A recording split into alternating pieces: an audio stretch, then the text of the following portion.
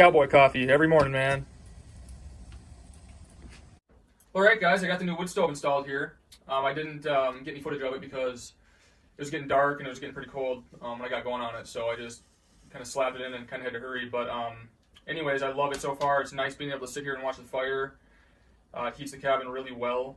It actually puts off a little bit of light at nighttime too, so when it's dark out, just the glow of the fire kind of lights up the cabin a little bit, kind of like a candlelight.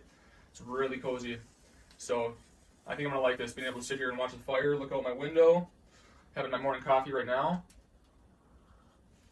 Getting ready to cook some breakfast on it. We'll see how this thing cooks. I made coffee, no problem, so I don't think we'll have any problems there. But yeah, so far I really love it. So I think Sierra's going to really like it too.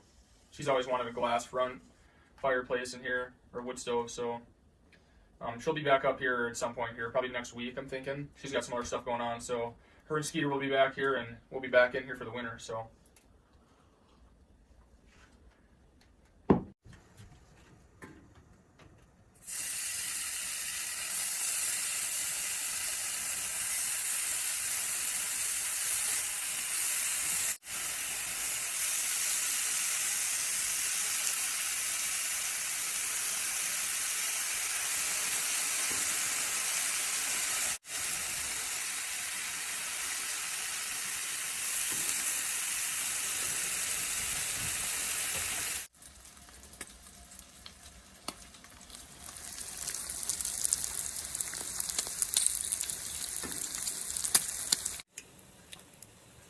Yes, all this bacon is for me.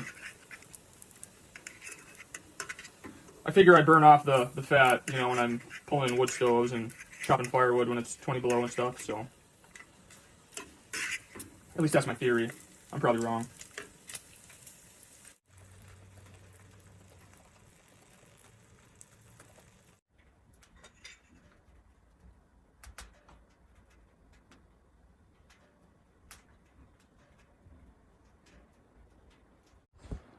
All right, well, since I changed up a lot of things here and got some new subscribers in the off season, I'm gonna do an updated tour of the inside. I figured we're due for one of those again. So I'll show you guys inside here. Because I kind of went through a bunch of stuff, got rid of a bunch of stuff, and just made it a lot more simple in here. So here we go.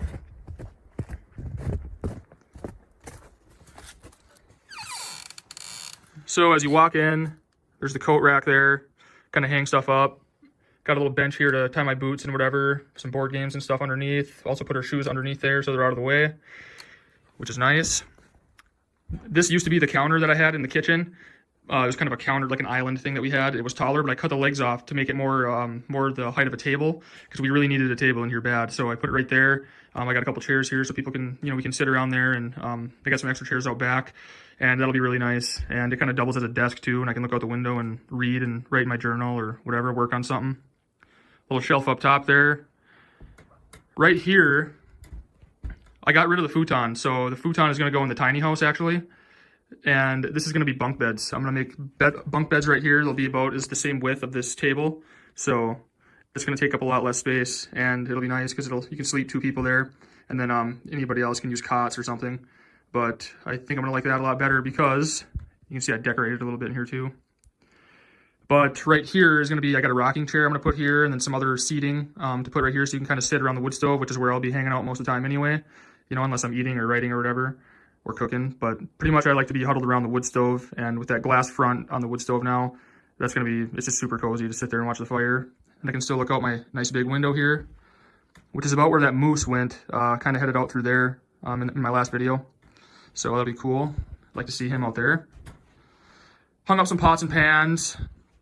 Before we just kind of had that stuff stored underneath, and I didn't really like that because then you kind of had to shuffle through stuff to get stuff, and it wasn't very user friendly. So they're just all hanging up right there, ready to go now. And this is, yeah. So people have been saying, oh, you're not off, you can't be off grid because you got a propane stove oven there. That just runs off propane. There's no electricity needed for that. It's just, it hooks up to a 20-pound propane tank, and then I light it with a match. So there's no electricity with that. Got my spices and all that, my little wash tub, and kind of changed it up a little bit right here. But yeah, I really like this layout. You know, after being here last year, you know, you kind of figure out what you need, like I was saying, and I got rid of a bunch of stuff because we had way too much stuff out here. This is going to be changed here. This will be enclosed.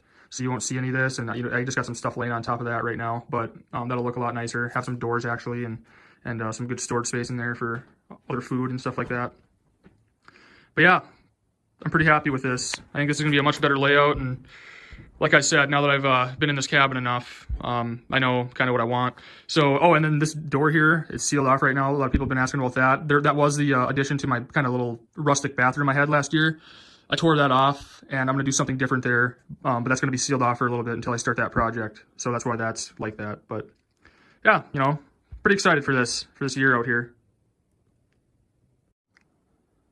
Oh yeah, I got to kind of mention this too, because this is a pretty big game changer. Well, besides having the new stove this year, that's sweet.